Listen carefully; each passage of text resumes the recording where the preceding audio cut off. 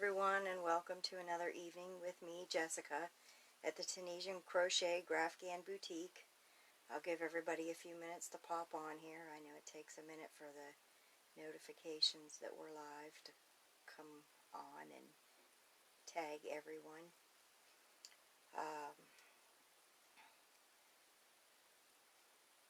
There we go. Some people are starting to pop on. Hi, Melinda.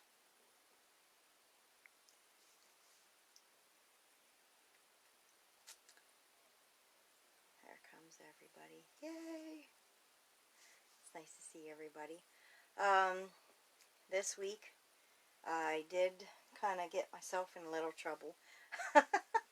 I mentioned that hi Erica, I bought a yarn bowl a while ago, and when I pull on it without the shelf liner underneath it, because it doesn't have grippies, it kind of slides all over the place. So I usually use the thing behind me, and it says I love yarn and it spins. So you can work your yarn from the inside or the outside. And one of the ladies asks me what it's called and where to order it. So when I posted that it's actually called a yarn dildo where I ordered it from, the group got a little upset, but that's what it's advertised as. So, hi Gidget. But I guess it's creative naming. I like it. I think I might get another one or two, because when I work with my project, I like these, and I like the quality of it, and it's nice and heavy. So anyway, that's that. We had more questions about hooks, of course. Hi, Amy.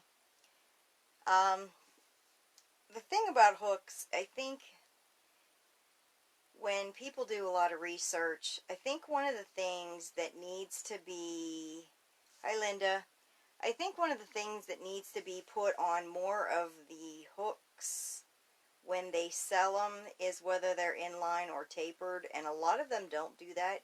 So when you order hooks and you get them and you don't like inline or you don't like tapered, then you get them and then you're upset because you don't like the way they crochet. So if you're thinking about getting hooks and you're not sure, you can pop in here and ask. As far as the tapered, which is what I like, the Knitter's Pride Dream Set, the Knitter's Pride Ginger Set, the Dream Set, and the Addy Click Set, those are all tapered. The other sets, the Denise set, the Della Q set, which is made by Denise, the Love to Crochet, which is kind of like Denise, the Chiagu set, that's bamboo, with the interchangeable cables, those are inline.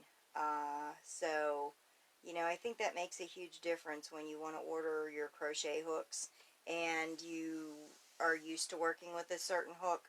Hi Rita, hi Kathleen. I know that a bunch of people are ordering hooks and saying, I got these and I don't like them, and that's one of the questions that we ask frequently in here is, are you used to inline or are you used to the tapered? So it makes a huge difference. Hi Gloria. I like the tapered. The inline seems to catch for me, but I learned to crochet with the tapered. Hi Kimberly. So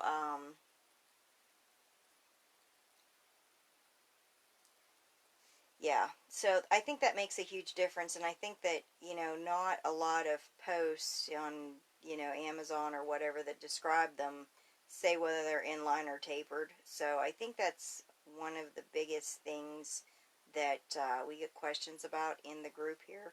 when it comes to the hooks. Hi Geraldine. Furls does make the fixed hooks, and there's, I'm going to actually have to check the end of mine because off the top of my head I can't remember. I'm waiting to get the other ones. They're waiting for them to be released because I ordered these ones and the metal kind of catches, and I don't really like it.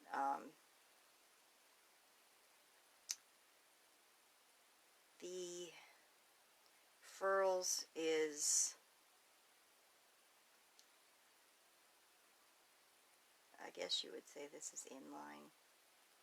It's not as rounded as tapered. But that's what I was saying, the yarn, if you watch when I slide this through here, and I'll hold this piece, you can see it kind of, it's not bad, but it's enough that I want to try the other ones. Hi Samantha. Yeah, because the new ones that are coming out, the King Snake and the Cruella that are being released, they do not have the metal inlay in them. The King Snake is here, and this is the two different kinds of woods. There's no metal inlay, whereas these ones have the metal inlay, and so do these ones. So yeah, I can't wait to try out the other ones as soon as they're released. I'm going to order, I'm either going to order 2 of the King Snake and then 2 of the Cruella, or so that I can visually see the difference between my half sizes and my whole sizes, I think, but I'm not sure.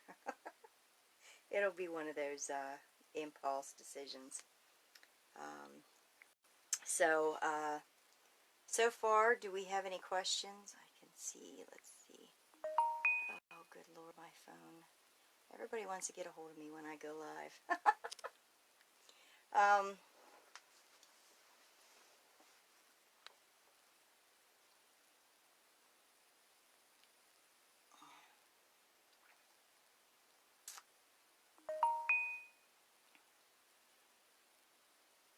Erica said, I'm tapered on crochet hooks, but inline for Tunisian. Yeah, the Dalmatian hook. Yeah, I think I might actually get those. I do like the Cruella ones. We'll see. It's hard to make them decisions because they're all so nice. By the seat of your pants kind of girl. Yes, I am, Melinda. I look at it and then I decide. It's always a surprise. Let's see, what else were we talking about? Because I'm important. Yeah, my son had an appointment this evening, and he's supposed to go over, and they have everything all messed up, so he was messaging me trying to figure out what's going on. So, do we have any questions from the newbies about hooks? If so, pop them in here and I will answer them. What else were we talking about? I will be focusing on some videos next week and getting them done. I got called in to work extra overtime because somebody quit. That's always fun. April, Tunisian flowers. I only found 2. And tried one today. Do you guys have any patterns in the back pocket? They're not easy to find. Tunisian patterns are not easy to find. There's a girl on Etsy that sells, and it's Fox something, and she actually has a few flower patterns that are Tunisian. If you actually Google Tunisian crochet flower patterns, you'll get some that come up. But yeah, there's really not a lot. She actually has a couple I made one of them and it come out really nice. But she's on Etsy. And it's Fox Trots. It's something to that effect. Let's see.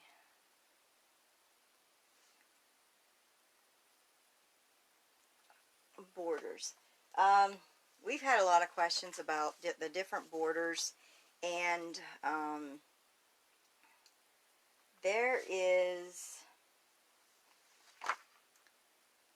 a border that I used on a blanket, and unfortunately I don't have a picture for it, but it is a border that runs vertically, and when I started it out, I really wanted to play around with the purl stitch and the knit stitch together because I'm really liking how these two work together. If you start out, and that's it, thank you, Erica. If you start out, and there's math to this, and I try to keep it as easy as physically possible. We add 10 stitches for our border, you know, which is pretty standard, but you can change what you're doing. One of the borders that I did like had a purl stitch, knit stitch, repeat. The only thing is with this, for the math, and if anybody needs help with this, I will figure this out and put it in the group. But when you start, you're starting with a purl, and you're doing the knit, and you're doing, like, you can do sets of 3 purl, 5 purl. You can do, you know, whatever you guys want. But in the border that I did 5 purl, 5 knit, 5 purl, 5 knit, 5 purl, 5 knit. The only thing is with that, in the end, you have to add another set of 5 to it, because if you end in the knit stitch on your border side, it'll curl.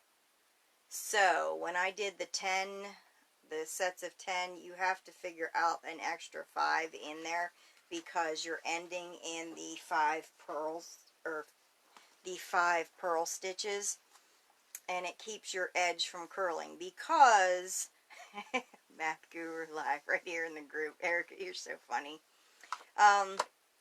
Because what I did was I did my border for 10, you know, and I'm working along and looking at the paper and figuring stuff out, and I started it, and I got like 4 or 5 rows in, and realized that if I end in the knit stitch, my end is going to curl in. So I needed to end in the pattern stitch of the purl, because what the purl stitch will do is it'll keep that knit stitch from curling.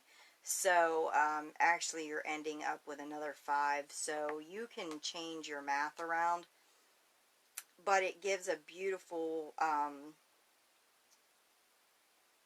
stitch that's going to run vertical instead of the horizontal, because I know that a lot of us in here have worked the row of the purl stitch, then the Tunisian simple stitch, and that repeat, and that gives you the horizontal kind of ribbing. But if somebody wanted, because somebody did ask, they wanted something that is going to run vertically, that's the best one that I can come up with. And 2, you don't need to work in the same amount of stitches. So if you have 5 purl, you don't have to work 5 knit. You can change it around to match your pattern.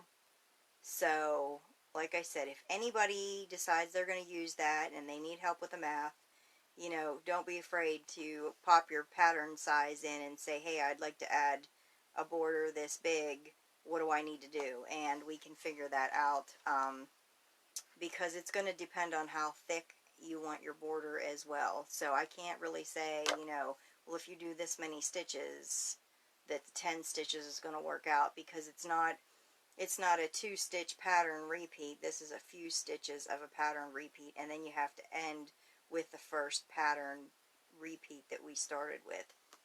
So there's a little bit more math that goes involved in that. Hi, Angela.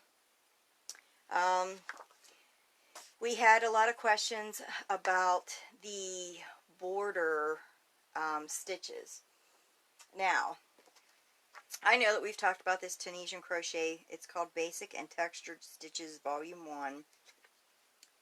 And a lot of people have snagged this off of Amazon. It's only like 8 to 10 bucks. This book is absolutely fantastic. Because this is a 3-series book. There's 3 volumes, but some of the second volume I think has 2 different colored patterns, and then the third book has something that's different. I don't have it right in front of me right now, but this is all one color, and so this is going to work fantastic for you guys. I really like this book because this is kind of what inspired me with the different stitches. I do like to sit down and look through this to get my ideas. Hi, Lisa. Hi, Arunima. I do like to get the ideas for the borders that I want to use through here, because since there's so many pattern stitches, it's easy to sit down and just work out a swatch that's like 20 stitches wide and 20 rows and see how it curls and see how it responds and see exactly what it does. One of the other things we had too was we were talking about gauge swatches. Your gauge swatch, I do take pictures of mine, and I do, because I did have a phone that crashed once and I lost everything. But in the meantime, I do write the information down on index cards for certain stitches, certain hooks, and I keep that because sometimes I just don't want to make a gauge swatch of something that I've made 100 times and I should know what the gauge is, so keeping those notes is fantastic. Plus, once you have a gauge swatch, and I can't say this enough, people will make swatches and be like, oh, this is my gauge, and they're not blocking it. So then they go and they wash this project, or they do block it later on, and they're like, oh gosh, this thing grew like 6 inches. So that makes a huge difference. So when you do your gauge swatch, don't just crochet up a block and figure, oh, this is my gauge, now I'm going to frog it and just start my project. Because if you don't block it, and you go by that gauge, and then you get your project done and you go to sell it and you're blocking it, or your customer washes it and doesn't take care of it properly, you are going to have a project that is going to be so much bigger. One of my students actually did that, and she made it's a V-type poncho, and with Red Heart, and Red Heart had so much starch in it, and I talked about this when I taught my class, that, you know, when you wash Red Heart, that, you know, the starches and the stuff wash out of a lot of the yarns, and it will change, and she decided to wash this thing, and then her boyfriend decided to hang it up while it was still wet, which stretched it out even more. So now a poncho that came down to, you know, between your crotch and your knees as a V-shaped poncho was coming down to her ankles, and she sent me a picture, and she was like, oh my gosh, I should have listened, and I didn't, because I was in a hurry and I was excited to be learning and making something, and this is now my blanket to snuggle on the couch with.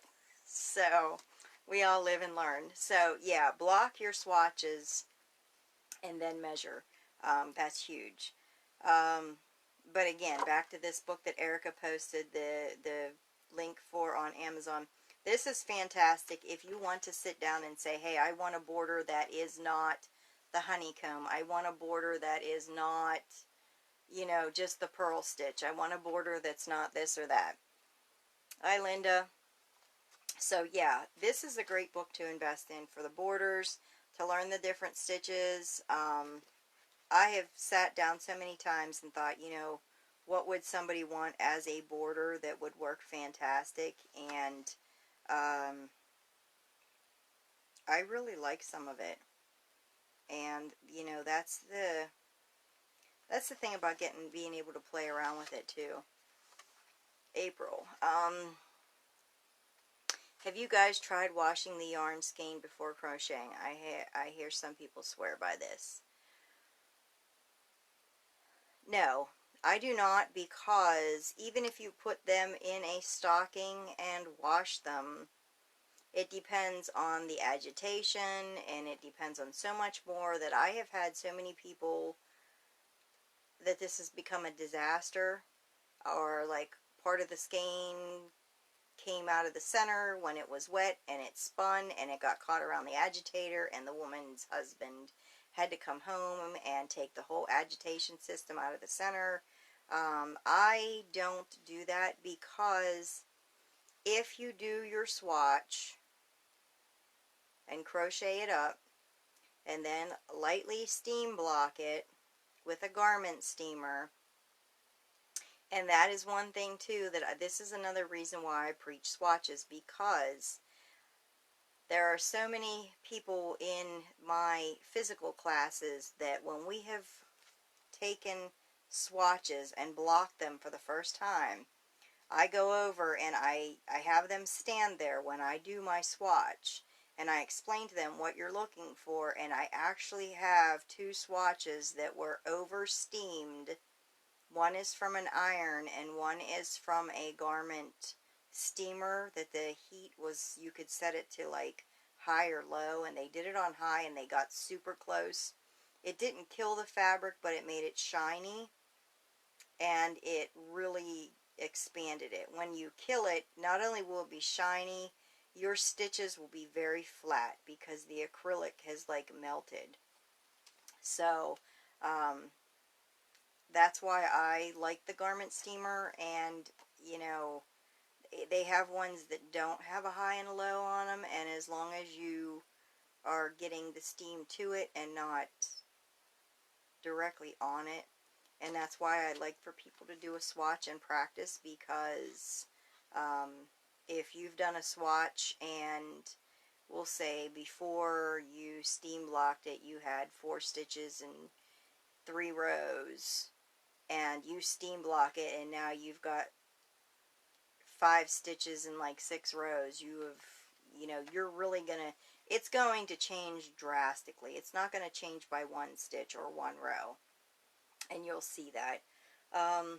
So yeah, I don't wash beforehand, because I've heard horror stories, and I actually had my own where the skein came undone and a centerpiece come out, and it was a nightmare, and I ended up losing a $30 skein of yarn.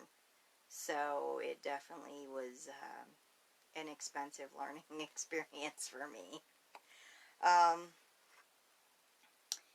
And a lot of times too, if you make your project, there was people asking about washing. I think washing's a personal preference. If you're going to give a project to somebody and you know them well, then washing is not so bad. I sell a lot of my stuff, and so when I make my project, I steam block. And I steam block because it gets rid of the starches, the dander, anything that could be in there, dust mites from your yarn sitting around, things like that. That steam will kill it without killing the fiber, as long as you're not too close. And on top of that, there are so many people that have allergies. They can't use certain dryer sheets. They can't use Unstoppables. They cannot use any of that. And I had a friend of mine that bought a knitted baby set, and the person washed it and gave it to them, and they put it on their baby, and their baby broke out, and they had to go up to the hospital, and he actually had to get a shot to combat what was going on. So that's why I like the steam. The steam is so much, it's straightforward, and there's no chemicals involved in it.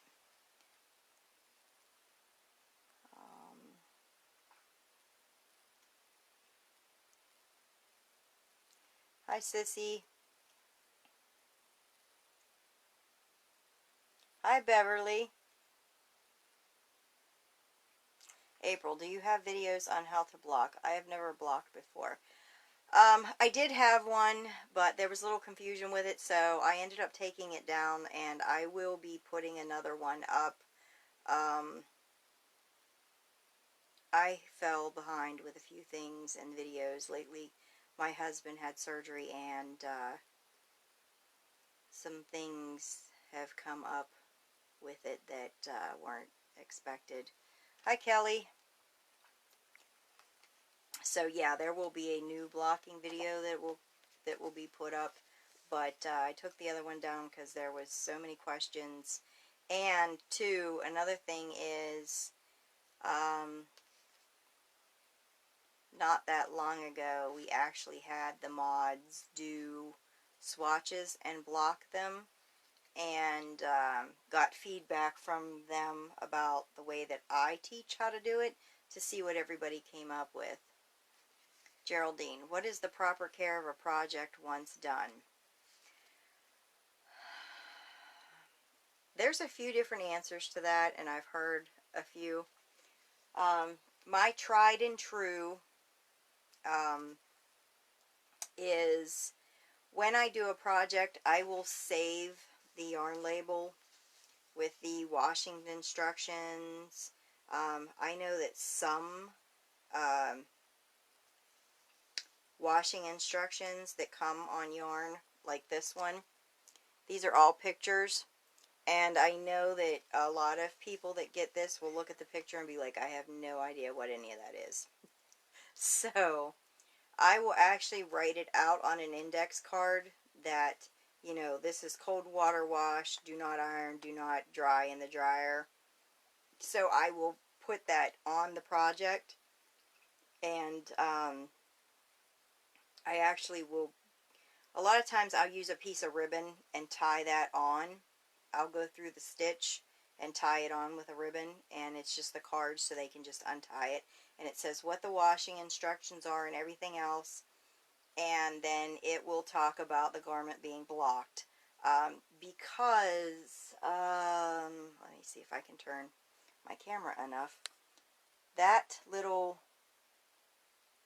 mannequin stand, a lot of times when I've made a shawl or I've made anything like that and it's going to one of the craft shows or whatever, and or it's been folded up or whatever, a lot of times if a client picks it up and they decide this is something they're going to buy, I will take it and put it on there. And a lot of the places that I use have plugs in our stalls.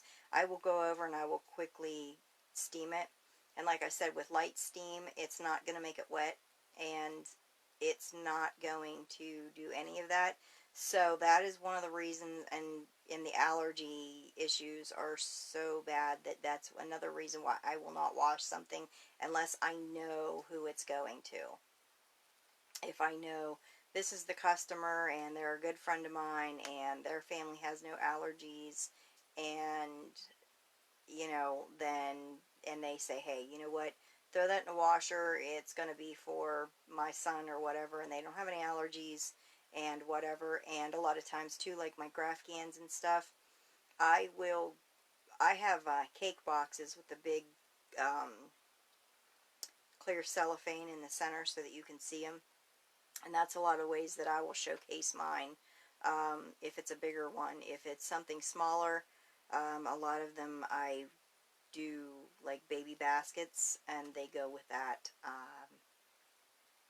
So as far as the proper care, I make sure that my people get the information that's on the skein, and I do tell them I would rather them, for something that's paid for, it's kind of expensive, and people don't just jump lightly into buying something that's expensive, as crocheted stuff that's homemade is. And so I try to keep all of that in mind when I do projects. Angela said, good rules, some detergents will put me in the hospital. Yeah, my mom had lung issues, my grandmother had cancer, and just going into places, and people's perfumes or whatever would set them off, and so I learned really quickly with that, and one of my son's friends had severe allergies, so when he would come over and they would actually have sleepovers, I actually would go and wash all of his bedding in the free and clear, and dry with no dryer sheets and everything else so he could come over. Thanks. I have a couple of shawls and blankets which became warped and stretched. Yeah, I think a lot of times people just take stuff and throw it in the washer and the dryer, and they just assume that that yarn will hold up to that, and a lot of times it will not.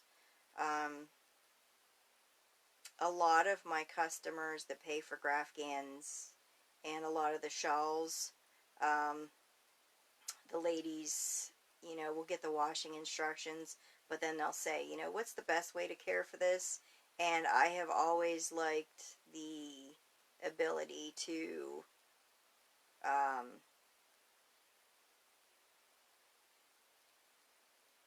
wash something, and even if you hand wash something, you can still take it and throw it in the washer on the spin cycle to get all the water out of it. And then I have pulled stuff out of there and then actually pinned it from there. I do like stuff to lay flat and dry, a lot of it. I know it may be silly to a lot of people that are just like, well, I just throw it in the dryer. But I like my crocheted stuff. And I've seen too many things happen. So even my Graphghans that I have at businesses, I have some compression quilt hangers at some of the businesses, and my blankets, the Graphghans, they hang on those. So one of the businesses has my cards and everything else, but I still will stop in there and I take my Graphghan and I garment steam it there while it's hanging, because it kills the dust mites and gets rid of some of the dust. And then every few months, like every 6 months, I'll go in and I will take it and either launder it, or if it's not so bad, because there's one place that I have it that they run air purifiers and everything else where they are, so I just will take it and toss it on air dry just to tumble it, and then I hang it right back up. But yeah, heat with a lot of that stuff, and I've had a few people take and hang stuff, and if you lay stuff flat, it seems to dry better. That's why I like a spare bed so much, because I can take it up, put it on the spare bed, and lay it out. And you can do that on towels or blocking mats. You don't have to pin something every time. The shawls and stuff, as long as you have them laid out flat and just take a little bit of time to lay them out that way, you're good.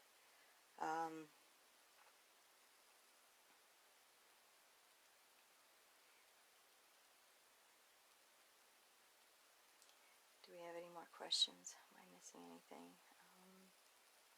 Okay.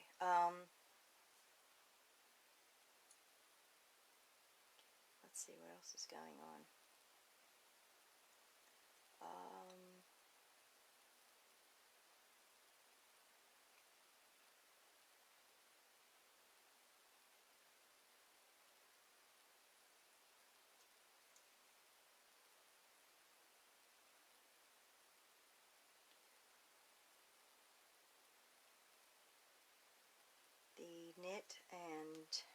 The knit and purl border that we were talking about.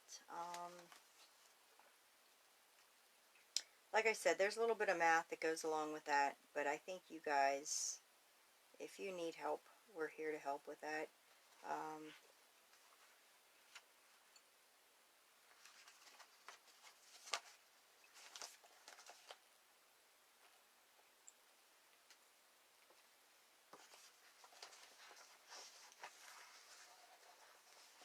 The knit and purl border will kind of look like that.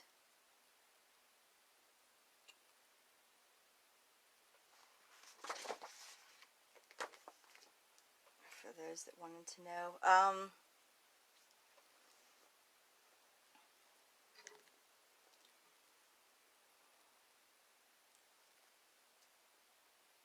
So, we will be doing a hook giveaway here pretty soon. There's actually going to be a poll or two going up in the group in the next 2 weeks. We're excited because we're going to be starting a few things here in the beginning of February.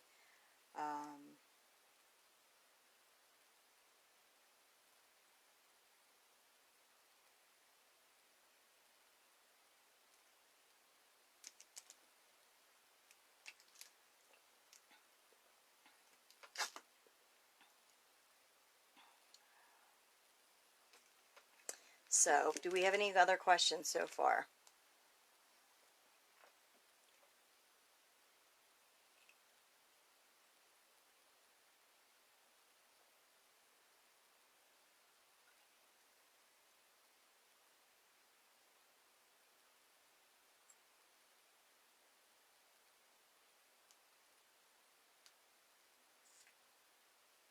Doesn't look like we have any. Well, that's a good thing, I think. Yeah, so one of the stitches that we will be working on is going to be the slanted stitch. That's something that we're going to be introducing a video for here in the next probably week. I'm trying not to stretch myself super thin since my husband had surgery. He's not allowed to drive and he's doing physical therapy, so I have to drive everywhere. So, I'm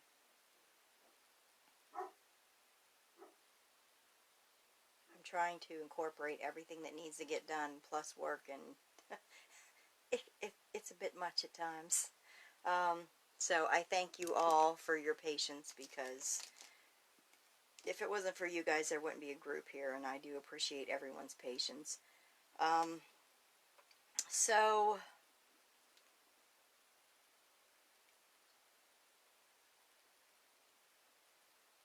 there was another question about the hobby yarn, HOBBII. They were asking about the twisters and the twirls and the plies. The twister is the one that I liked. I like the twister because it is plied together. It's twisted. Whereas some of their other one is not plied, and it is on the thin side, but with it not being plied together, I really like the ability to add the heavy bead to it. Hi, Kim. So if you add a heavier bead, it'll keep the tension on the yarn that's not plied, and it makes it easier to crochet. And as you're crocheting along, there may be one of the plies that you don't catch with your hook, and when you don't do that, you're almost immediately going to be able to see it, because now one strand's going to be longer than the other. So I think that that's super important, and that's one of the reasons why I really like to thread the bead on the beginning. And I do it with this too, because even though this is plied, it seems to help if I'm pulling from the center. It kind of will pull the center down a little bit and keep it down. A lot of times when I'm working with something like this, and I'm going to be home with it, then I actually will put it on the yarn dildo, and because I can work from it from the outside and it'll spin, and it just pops over the center. So, I hope that answers that. What else?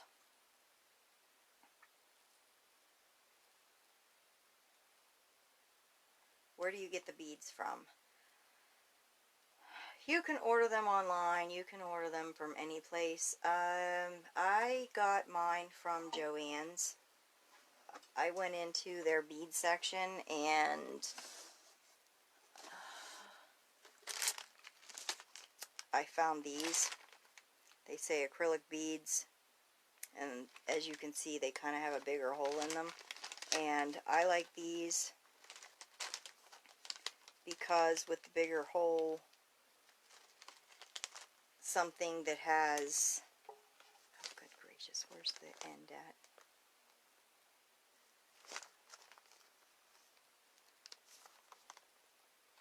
Something this fine will go through here super easy. I did not want something that I was going to have to try to wrap a piece of tape around or thread through or use a yarn threader, or because sometimes as we're all getting a little older, our eyesight in trying to thread something is just crazy. So we're like, you know, we're not even going to attempt that. Hi, Karen. So yeah, I go into the bead section and just look and find something that's a little on the heavy side and has a bigger hole in it. And like I said, usually it's more the smaller yarns, like the Hobby Twister, the Hobby Twirls, Rhea's yarn, because hers is not plied at all. This right there is not plied.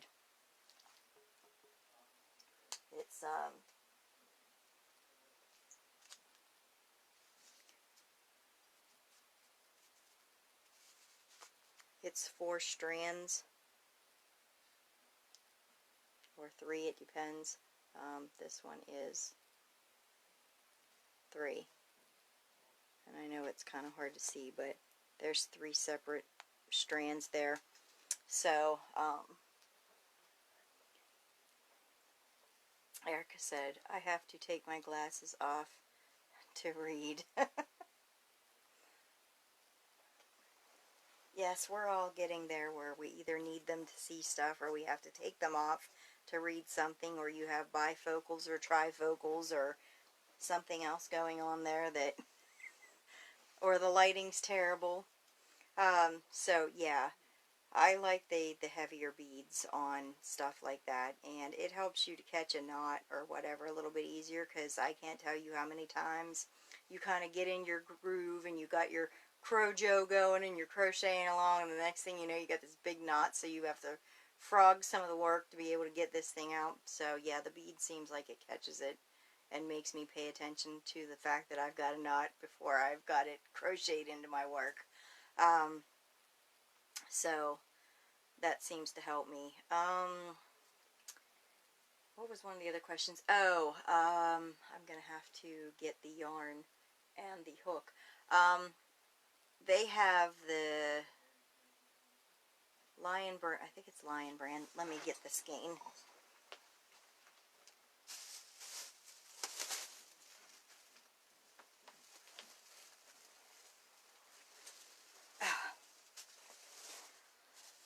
Lion Brand has the Go for Faux Quick and Thick. And this stuff is huge, and that's why it's called Thick and Quick. And it calls for the S. So I ordered the T and the U. And these are cabled. And I really don't like the plastic tubing for the cheap sets, but with these, the plastic tubing is connected this way with the Chiagu, so it's not like the cheap sets where it's going to fall off. I did a small swatch with the T, and the T is going to be too tight, so the U is going to be what I'm going to have to use with it. So it's going to pretty much stay true to If it's called for an S, we still need to go up 2 sizes, even though 2 sizes is quite a few millimeters, because the T is 22 millimeters and the U is 25 millimeters. Erica, Holy Hooks Batman. Hi, Sharon. So yeah, to make something with this that's small, I got these, and they've got a 32-inch cable and the stoppers, and these stoppers are actually, they're in there pretty good, and the way that these are connected is with this metal piece, so it's not, you know, the cheap bamboo ones that you get them and then you're crocheting along and all of a sudden your project falls off because your cable fell off. So, I do like the Chiagu bigger hooks because of the way that these are connected. For those of you that had asked before how the thick and quick was going on. But as you can see, the thick and quick, it's pretty thick. It's not very thin, and I had actually cut off a section about this long because I had a knot and it fell on the floor, and so the kids thought that we had a caterpillar in the house.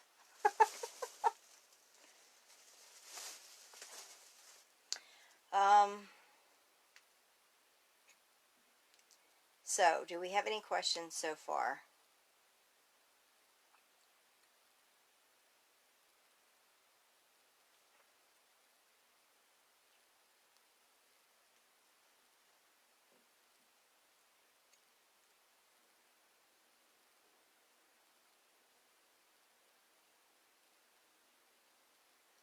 Also, there was a discussion in another group about corner to corner. Corner to corner can be done in looming, it can be done in Tunisian crochet, it can be done in regular crochet. Corner to corner does not have to be, I know it's standardly thought of as this big cluster stitch, but corner to corner is more the direction that you are going, and you're working on the bias, you're working on the diagonal. So you can do, you know, so if somebody says corner to corner, it does not mean there's corner to corner entrelac. There is corner to corner granny that you can do, you know, the granny clusters you can do, mini corner to corner, there's micro corner to corner, there is anything. So when somebody says that they're doing something in corner to corner, I know it's easy to think that they're doing these cluster stitches, but it doesn't have to just be a cluster stitch. Corner to corner is more a reference of the direction that you're working the pattern. You're working it on the bias. So, because somebody seen something that I had worked on not that long ago, I had did a scarf in Tunisian knit stitch and the Bernat velvet yarn with stripes in it, and it was done in the Tunisian knit stitch corner to corner, and when I was talking to them and I explained that I was doing corner to corner, she was like, that does not look like corner to corner, and I was like, I'm not done explaining, but it's the corner to corner knit stitch. You're working the knit stitch in corner to corner, so you're expanding, and it's the same exact thing.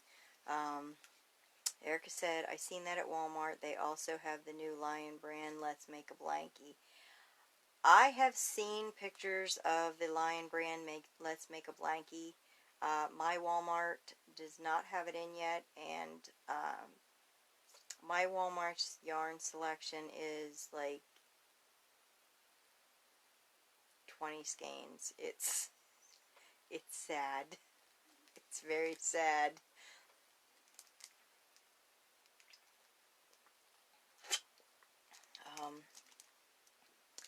So we have links to the books that I talked about tonight. that for some of the border stitches that you guys wanted to talk about, and some of the stitches that we've been talking about. Feel free to play around with those. We will be, hi Deborah, we will be adding a new video for a border stitch here pretty soon that I'm going to have the video, and then there's going to be a post with the video link, and for those that are interested, we're going to work up a small swatch. This is not going to be something that we're even going to be messing around with that much. It's just so that we're learning the stitches. This is something that we're not blocking. We're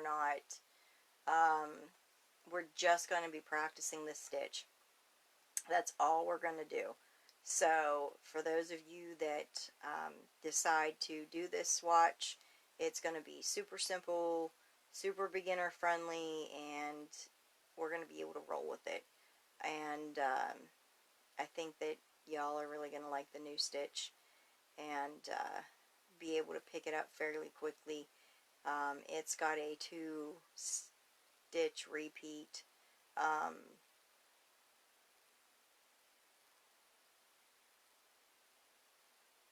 But the way that we're going to work it, it's going to have an odd number. So I'm going to explain all of that, so don't worry. Melinda said my Walmart yarn is slim pickings. Yes, mine is too. It's I haven't seen it stocked in months, and I haven't even seen them stock their own mainstay yarn lately at all. Probably 2-3 months. And unfortunately, the Joann's that I have by me is just as big. It's really, really small, so there's nothing there. So if I want to go get yarn, I need to go to Washington, which is like 30 minutes away.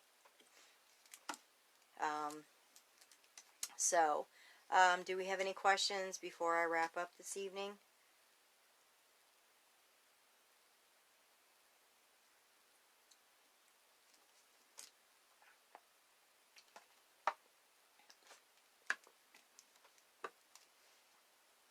And like I said, you guys are going to see the post in here that's going to have there's going to be a video, and then there's going to be a post with a video link for those of you that were interested in doing the swatch up and then showing your work underneath. And ultimately too, one of the incentives for doing the swatch is going to be a set of hooks. So for those of you that are struggling, that can't afford a set of hooks, or would like to get a set of hooks, we're going to go into more detail probably next Wednesday on this. But for those of you that show your swatch and say that you're interested in getting a set of hooks, we're going to do a giveaway that way. Linda said, thankfully I have Joann's and Hobby Lobby nearby. Yeah, I have the Joann's, Michael's, and Hobby Lobby, but they're all 30 minutes away. Erica said we actually have a craft department person at our Walmart. Oh, well, look at you. We have a desk that there's supposed to be somebody at, and the one day it took me 45 minutes to find someone to actually cut the fabric that I wanted from there, so it was sad. It was very sad. April, do you have a preference of a method on software to make your own graph?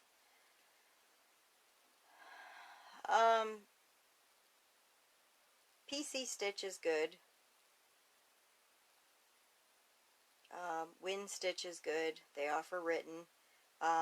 Some people actually will use a few different programs and then put them all in together.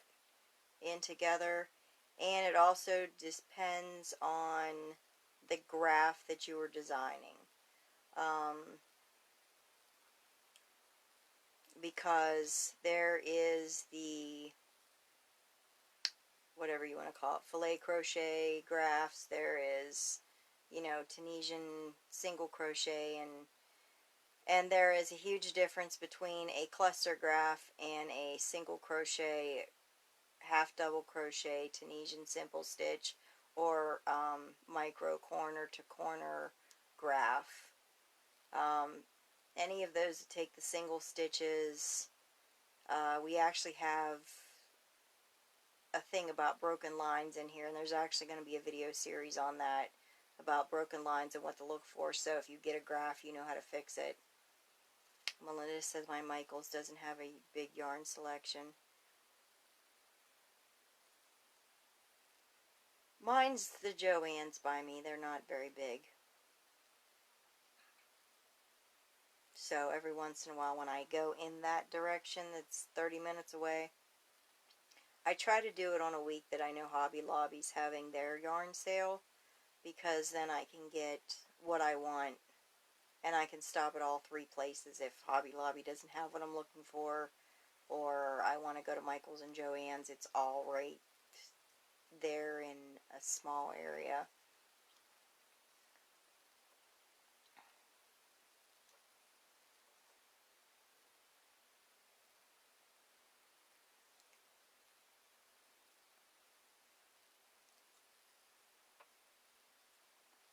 Yeah, the thing about designing a graph is there's usually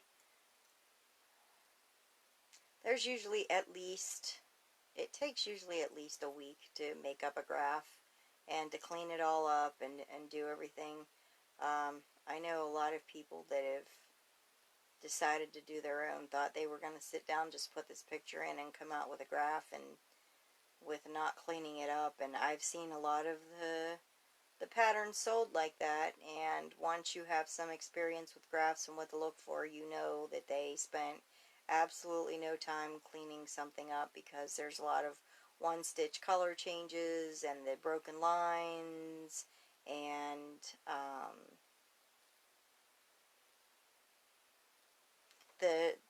there'll be so many different colors because they didn't go in and clean up how many colors. You know, I seen one Graphghan that somebody had done, and it called for 23 different colors, and if it was cleaned up, you would have only needed a few of each of those colors. Not it was nothing extravagant, so the fact that they had this many colors that were so close together was very confusing.